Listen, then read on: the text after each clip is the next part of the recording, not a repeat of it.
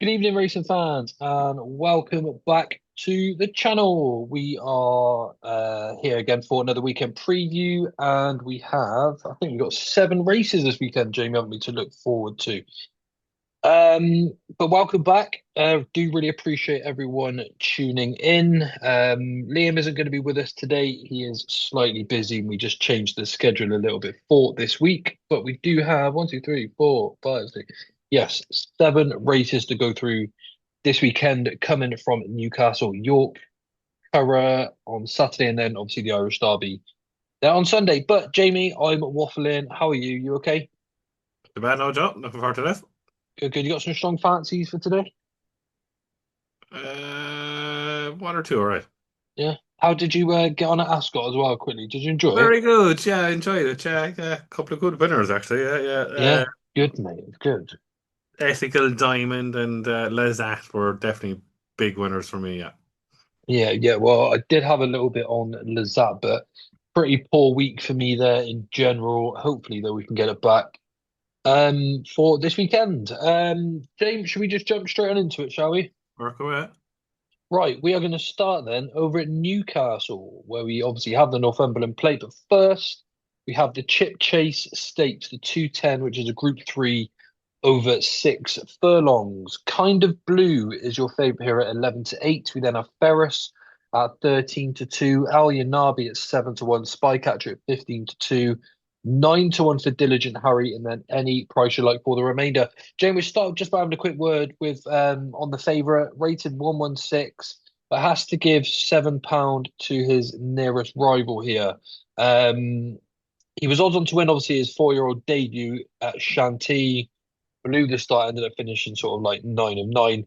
He's got to give £7 here to his nearest rival. You'd want him to be in peak form at 11 to 8, wouldn't you? Or I think he's just miles better, Joe. yeah, okay, Regardless of the okay. £7, he was 1 to 2 obviously last day, and Shanti can be just a write off. He reared the stalls.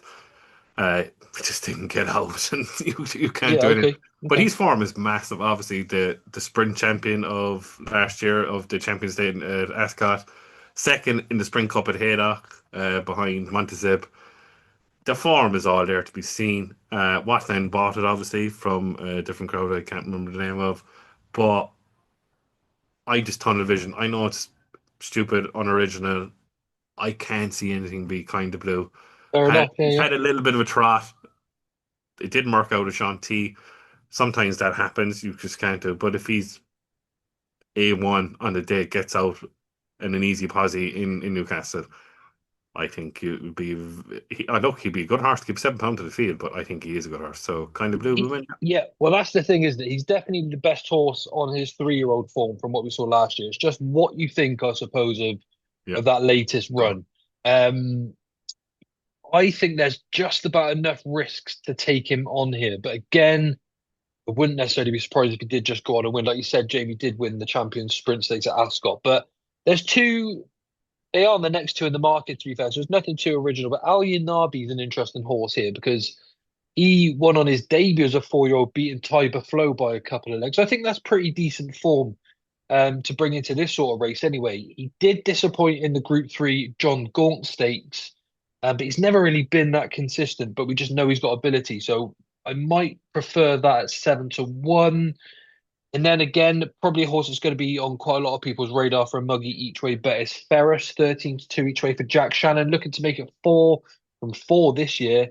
Um, Look, like I said, the favourite's not necessarily sure to be in form. Ferris, however, is flying, coursing distance winner last time out as well.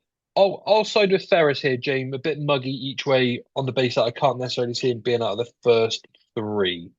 Right, we move on to the Northumberland Plate, which is the 3:15, 2 miles and half a furlong, and we have 20 runners here in the lineup. Jane, we're not going to go through all of the runners here. Just give me, if you've got one fancy, two fancies, just talk me through your thoughts on the race. very open race, Joe. Yeah. I have had a bet. I backed it at 8 to 1 Ante-Post, and it's now the favourite, joint favourite. Probably favourite now is Who's Glen. Uh, Hmm. Hano obviously ran in for Gosden last year and was sold to Willie Mullins and ran and was pulled up, I think, in the Triumph Hurdle. East India Docks here. One smooth operators won the race. I know Liam likes roaring something, isn't it? Roaring No, Legend. dancing in Paris, Liam likes. It Dancing makes in because they've got Paris. they have form as well. Yours They have and him, form like you say. together, yeah, and he's getting what this nearly what 8, 10. What are we looking at here? It's about 12. It's about £12, isn't it? But Eight, yeah, but it was over a different trip as well. different trip as well. Look, I think Dancing I Paris said, isn't sure to stay, where mhm. Who's Glen probably will. Yeah, I think Maybe that's the who's price difference. Glenn got an okay. That's a hell of a weight swing, though, isn't it? Yeah, it's a head of a weight swing. I will say that, and it's definitely worth to look at in the horse in Paris. But who's Glenn definitely caught the eye in the Chester Cup. Yeah, he was boxed in the rail. O'Sheen was at pains to get him out. Do you know what I mean? Yeah, Look, yeah. in the Doc won the race. Cabello de Mar was obviously second. When obviously was second then on at Ascot to French Master, who I think now could be going to a Goodwood Cup. So if you look at the form line of that, Leinster obviously didn't do great at Ascot, but do you know what I mean? The form is there, and I think he was a serious eye catcher, sorry, in the Chester Cup. I've backed him at 8-1. He's now 5-1, but it's a Northumberland plate. Everything doesn't work out. But look, this is a more open galloping track. Yeah, sure, sure, sure. Chester compared to his little greyhound track. He just didn't get the rub of the green at Chester Cup. I backed him in the Chester Cup. I tried hmm to get my money back. I think I got paid out for the fifth that day, so look, I'm trying to get more money back in the Northumberland play. I'm happy with my price at 8-1, and it was just my eye was drawn to him afterwards when I watched back the race, and I think he's still a cracking bet. Look, Papona for Willie Mullins. Look, he's up now 3 pounds from his last run, but look, it's a Willie Mullins factor. I understand that. Can he improve him? Of course he can. Probably. He can be well ahead of the handicapper and off 96. You just don't Yeah, know. yeah, yeah. But who's then for me on the strict form of what Cabela de Mar did at Ascot, where French Masters going to a Goodwood Cup, probably taking on the likes of Trawlermen again, Hmm. and who else is in? Oh, Illinois will probably end up in the Goodwood Cup. So if he's that level and the collateral form with Cabela de Mar with French Master, you have to back who's Glen regardless. He's only four as well, isn't he? So you'd be surprised if Yeah. he sort of reached the peak, I suppose.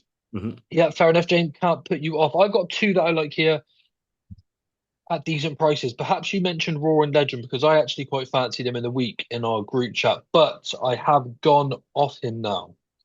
I do, however, like Manxman, 18-1 each way for the Crisfords. Found 2 mile 4 furlongs, a little bit of a stretch last time out. But his three previous runs at the trip that he's dropping back to today, he's finished first, second, and first, and won the latest of 91. I actually think this is probably still a 100 plus horse, and he finishes really strongly. So if you draw a line through his latest effort, there's no reason why he should be 18-1 with all the places available. And then a second sort of fancy here is Tribal Star for Adrian McGuinness, 18-1 as well. He's been running really well on your weather at Dundalk, finishing first, second, and second off marks of 82, 83, 84 over trips of 1 mile 2 and 1 mile 4. I think after that, the third of those runs, they decided, okay, we've got a pretty decent horse here. So they then sent him over to Newcastle back in April, and he actually finished fourth of 14. So we know he stays this trip. Off a mark of 88, I think he's probably got unfinished business too. So I think Manxman and Tribal Star will give you a good chance for the each way money. And it's who's Glenn for Jamie. Right, over to York Connect for the 225.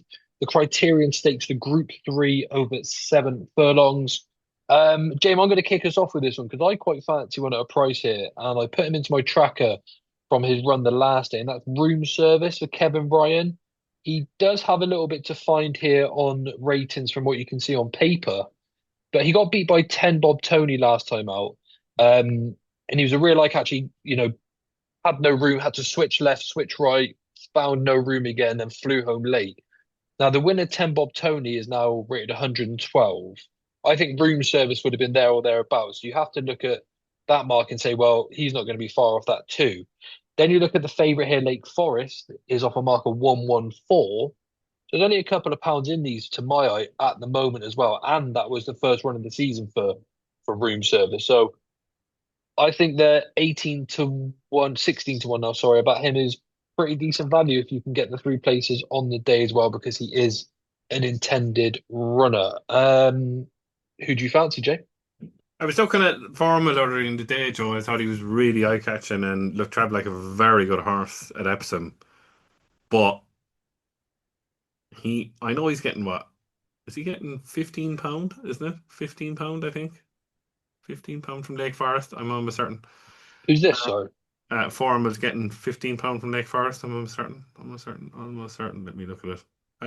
9, 8. No, he's not. About a stone. About a stone. £12. Still, that is a So lot. it's a lot, but there's only one piece of form really. Look, fifth, obviously in the Queen Anne, behind Docklands. But all you have to do is look back at the 2nd November last year at Rose Hill in Australia, and who did he beat by half a length? And it's like the Grade One Sprint Jubilee winner of Lazat. So no matter how good form it is, I know it was impressive at Epsom, but Epsom is a specialist track. His form after before it was not great in the Fred Darling at Newbury. Uh, if Lake Forest doesn't win this and goes on to, isn't it the Sky York Stakes now and Ebor Week is now Group One? Yeah, it would want to be winning this if it wants to be considered as a Group One horse over 7 furlongs at York later in the season, because I think that's its ultimate target, Lake Forest, because it's a 7 furlong specialist, not a minor. So Lake Forest would want to be winning this, yeah. Interesting. Yeah, I like that. I like those angles into that, James. Okay, well, I'm going to sit with room service as an eye catcher again. Bit of a swing at a price anyway. We're going to go over to the current next then, Jamie, for the 145. We've got the Airlie Stud Stakes of Group 2 for the fillies over 6 furlongs. The unbeaten Lady and Man for Jay Lyons is 4 to 11 here. Surely going to be really hard to beat. Then next up, you have Beautifully for Aidan O'Brien and Ryan Moore, the Wootton Bassett filly. And they're doing a lot of winning, these Wootton Bassett. So just keep an eye on those. Pretty much any price you like for the remainder. Is it pretty much a penalty kick for Lady and Man here? Yeah. Um, yeah, look, all the form, collateral form, and all been ranked to that, Scott. And she beat them all to that one Mm, of Queen Mary. She absolutely hammered the Curra. True Love, whatever it's called. Yeah, True that's Love. the one. Yeah, Yeah, yeah. yeah, yeah, yeah. Oh, no. Unless she's had an absolute monster of a setback. But I think they're at pains to not bring her to Ascot so they don't ruin her. Sure, So, sure. no, Lady and Man is a really good horse. Yeah. Yeah, okay. Definitely agree with you there. Jamie, we go on to the 255, the Dubai International Stakes. Again, a Group 3, not the deepest race to be fair. The favourite, though, Trust Your Instinct, looks pretty good at 6 to 5. You've got Deep One for Paddy Toomey at 3 to 1. Elizabeth Jane at 4 to 1. Lay Fayette at 8 to 1. Then any price you like for the other two. Jamie, again, I think the official ratings have got this pretty spot on. And I think Trust Your Instinct could still be improving. I'd probably side with him rather boringly. Would you say the same? Um, no, I'm going to take it Okay. on. I'm going to go with You going with Elizabeth Jane? no, I'm going with Deep One. Okay, interesting. Deep One, look, there's collateral there. You can see it straight out. First time out, Trust Your Instinct, or was he second or third, was in the Moors Bridge with Los Angeles and White Birch and finished third. And then obviously the next day beat Ramzina and then won by 4 lengths, right? But the only thing is, right, Deep One was in the Tattersalls Gold Cup the last day. Obviously, Los Angeles went too hard at Ascot. And Matt finished second in the Prince of Wales. Hmm. Calpana, we move on to White Birch, who we fancied as well. Ghost Rider ran well in King Edward. And all of a sudden, then Deep One was 11 lengths, 5 lengths behind Ghost Rider. But that was his first run of the season. I know he was 80 to 1. So Trust Your Instinct went against Los Angeles and White Birch, and then went on to run really well. Mm, So mm. his head runs. Now Deep One has had his run. There's only £3 in the ratings. There's £3 between them for weight, so they can't technically came nearly off level. So I think because of the run in the Tartar Souls Go, because it was Group One, and the way Anmat ran well, looked to win all the way around until Ombudsman came past him. I think Deep One will go past Trust Your Instinct on collateral form, and I think was it 3 to 1 to find out? 6 to 5 Trust Your Instinct, who has 9 stone 12 to carry, 9 9 Deep One. I think it's between the two of them. To be honest, I can't see anything being first or second rather than them. But I'm going to take Trust Rings. I think Deep One will win. Yeah. Yeah, okay, love that, James. Nice one. Right, we move on to the Paddy Power Pretty Polly Stakes, the Group One for the fillies and mares over 1 mile, 2 furlongs. And if you fancy deep one here, you might want to do a bit of a sire double because they're both by Study of Man. And the favourite here, Calpana at 6 to 4, is also by Study of Man. We've then got Whirl at 15 to 8, and Lucky in the Oaks behind Mini Hawk, and you got 10 to 1 bar those. James, I really, really like Calpana as a filly. I think she's the best horse in the race. She does have to give a lot of weight to Whirl, as we know, but I do think she's capable of just basically pulling it off. I'm hoping that she's going to be a horse that can, potentially go down the route of the Arc as well. So I'd like to see her winning this. And if she does beat Whirl comfortably, or 2, 3, 4 lengths, or just she, then you can say she's a definite art filly. I just think she's too good here, Jane. Just to keep it simple.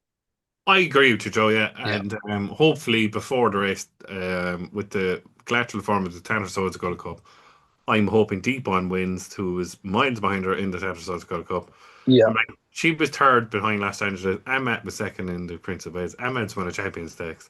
Calpana's won the Fillies and Mares of Champions Hmm. Stakes. Great run for her first run as a filly. Is she 4 year old now? 5 year old? Or yeah. Yeah, 4 year old campaign. A great run in the car first time out. I think she'll give. To be honest, I don't think that Oaks was any good, Joe, because I think Mini Hawk is an absolute plotter, Yeah. world thing, and Desert Flower just simply didn't stay. Yeah. Nice horse, but not top quality as Yeah, such. yeah, Like, yeah, yeah. So okay. that's for me as well. Yeah, all day. Yeah. Okay. Cool. Well, I'm glad we For agree another with that. winner for Colin Keane. Yeah. Oh, he's mustard. Yeah. Really good. Like, again, it's nice to see him riding these horses quite well. No nonsense stuff, like, he just gets out there and does his job. Right, we move on to the highlight, I suppose, of the weekend, James. On Sunday, we got the Irish Derby over 1.5 miles. Lambourne, of course, is the favourite here at 4 to 5. We've got Tennessee Stud at 7 to 2, Green Impact at 7 to 1, Pride of Arras at 7 to 1, Lazy Griff at 14 to 1, and any price you like for the remainder. James, I was all over Lambourne for the St Ledger. Not sure if that will or won't happen. However, he is here now at 4 to 5 after winning the Derby. In my eyes, pretty damn impressively. And boringly enough, I think he absolutely hammers these myself. Um, am I just boring enough there back in the favourite, or do you see it the same way? I think it was a crap derby, Joe. He won easy though, didn't he? I know, but He, you got a soft lead. And then you get momentum down there in the soft lead, you know yourself. But it's the same, regardless if it's different, totally different tracks. If you get a soft lead in the car, it's very hard to get it back to. I will say well, that. well, he beat Lazy Griff by 3.5 lengths. It's not massive, is it? A massive amount to sort of have to make up. I know, yeah, but to be honest with you, Tennessee Stud and Daisy Griff wouldn't even be on my radar for this race. Okay, They're okay. second or third. Now, if Lambourne gets a soft lead, he will be hard to pack back because he's just an out and out galloper. Yeah. No turn of foot. He's just a galloper, and the That's momentum of Epsom does that. He reminds me of Serpentine 2.0. I know, Yeah, he is a bit, isn't he? Yeah, yeah, I he see. just I know Serpentine won further, but I don't know. I think that Derby. I don't think maybe 3 year olds are not that great, Joe. To be honest, Joe. Maybe some are mine and two horses. A lot of people are going to latch on to a friend of the show's horse. I think Green Impact. I don't get it, but I do get it in another way. Being hypocritical, obviously, of myself because he beat Delacroix last year in a juvenile in Champions Weekend in Leopardstown. He now is an absolute plotter as well. He takes ages to get going. Hmm. And if he takes ages to get going in the Curragh, he'll find it hard to peg Lambourne back. Um, I don't get him, but as I said, I do. I don't like Tennessee Stud. I don't like Lambourne. I like the Dante winner. I think Pride of Arras. it just didn't like the Derby. He didn't like the track. Interesting. He was lit up. He was too keen. The problem is the form of the Dante isn't great because Lionel Winter. Then all of a sudden there was a story out going on that Lionel Winter would win a grade one over a mile and two because he's getting over what he had tapeworm in his system and all that Mm, nonsense, mm, whatever afterwards. But I think he was impressed when his debut. I think he was impressive in the Dante, and I think this different track like the Curragh would suit him better. I backed him at 10 to 1 during the week because I thought this race would cut up. If two or three horses are better than Pride of Iris, I give up because I think it's a poor Irish Derby. I think they need to do something with the card. I think it's terrible. Handicaps all day on your big day. It's the same at Epsom. mm, It's mm. all to do with whirlpool nonsense to get more viewers in. I understand that, and they only want to bet in one race. I do understand that. But they need to do something with it because the Irish Derby was changed to Saturday, got a bumper crowd. On a Saturday evening, they were on buses here, there, and everywhere to the Curragh. Sure, sure, sure, sure, sure. The card on Saturday, even with smaller fields, it's just way more quality, and they're going to get a better crowd on Saturday. There's going to be no one there on Sunday, and they need to do something about that for a derby. Do you know what I mean? Regardless Hmm, if it's Irish hmm. or in English, it doesn't matter. People go and say, "Here, derby, you want to be there." But no, I think it's a poor race. Look, I'm trying to visualize it. Lambourne's going out in front, and it's up to Green Impact and Pride of Iris to catch him. And I think it's between the two of them to catch him. But I will stick Pride of Iris up at 7 to 1 there each way against Lambourne. Or even Yeah. without Lambourne. Even without Lambourne. Something like that. But I backed him. I think he's the right chance, yeah. Yeah, interesting. Again, I'm going to stick with Lamborn. I think he's a really, really good horse. I put him at Ante-Post for the Ledger as well, about 16 to 1, something like that on my column. But I do like what you're saying there about Pride of Arras probably enjoying this track. He is going to have to improve though, isn't he? But I certainly wouldn't want to be looking outside of those two, like you said there, Jamie, as well. I've got to be one of those two. Not a fan of Tennessee. So Green Impact, No. just not quite good enough. Just a wise guy's each way horse. Puppet Master Series contender, unlikely to be as good as well. Has to be Lamborn for me, but I understand why. Right, Jamie. Anything else from across any other cards for this weekend? The one I like, Joe, I'm a bit biased. I've always been a bit biased when it comes to my favourite trainer that ever trained flat horses, and it's Dermot Weld. In the Anglesey, in the 220 at the Curragh on Saturday, it's a Group 3 over 6.5 rounds. Flushing Meadows obviously was impressive with the Curragh, but he was only 5 to 2 that day. Same, I like a horse of Dermot Weld now. I just the price has just come in there now at the best odds. What Flushing race, James? Sorry, what race? Sorry. It's the Anglesey, the Group 3 at 220 on Saturday. Flushing Meadows, the prices just have to come in there 8 to 15 Flushing Meadows and Susie Songs, who ran at Cork and just got up, but that was over 6. I think the further it was going, the better. Do you know what I mean? I know the only reason Flushing Meadows is 8 to 15 because it ran at the Curragh. The form of their RPRs are similar, 94, 93, but when Dermot well knows how to train our good horse, Flushing Meadows is, I don't think, up at the huge pecking order of when it comes to Aidan O'Brien's, hopefully. I might be totally wrong. He'd prove me wrong now at 8 to 15. But Susie Songs, I know it's only 13th day, but look, sometimes you got to take on O'Brien. And I like taking O'Brien horses on with Dermot Well horses. And Yeah. but Susan D Songs, I'm gonna put up. Yeah, it's unoriginal, but you have to take a chance and take on O'Brien once upon a time. Oh yeah, I would say that's bloody original, mate. I think that's all right. You're taking on an old one shot there, like you know. So Yeah. yeah, okay. Well, James, best bet of the weekend, is that the best, or you fancy something else? See if we can put a little bit of a multiple together. Oh, I Lake Forest will definitely win the Criterion at York. Cool, cool. I was literally about to say I want to put up room service, but you've got in there first with Lake Forest, so we'll stick with him. I'm gonna say Kalpana will win Alpana, yeah. the Pretty Polly. Um, and I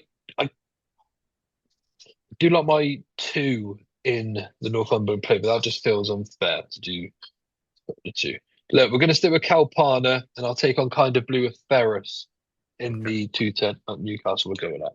Right. Anything else to mention, Jane, or is that it No, for the all week? good. Okay, everyone, thanks very much for tuning in. Hope you're enjoying the content.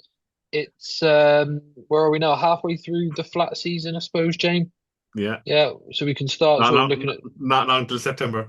yeah, not long, not long, and we're going to be finding some new sort of concepts and ideas. We're considering starting to do some live shows. As usual for the jump season, we're going to have loads of stable tours where Jamie and Liam will be on with me with loads of trainers. So we're going to do about 10 or 12 for this season, nice and early. So please do subscribe. It's free to do so. And you will then be notified of when our content comes out. Jamie, thank you again. No bar. And we shall see you all next week. Gamble responsibly and enjoy.